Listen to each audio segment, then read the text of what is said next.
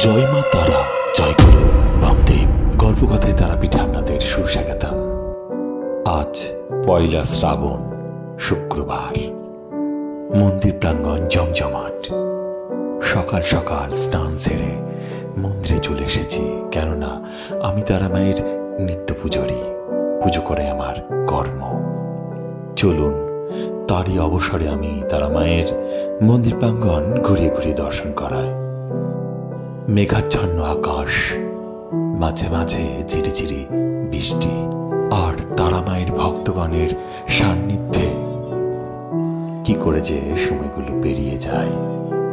সত্যি বন্ধুরা, আনন্দময়ী তারা মায়ের আনন্দময় পরিবেশ। তাই তো এই মন্দিরখানি বড় মায়াময়। হ্যাঁ বন্ধুরা, এবার দর্শন করায় আনন্দময়ী তারা মাকে। জয় মা তারা।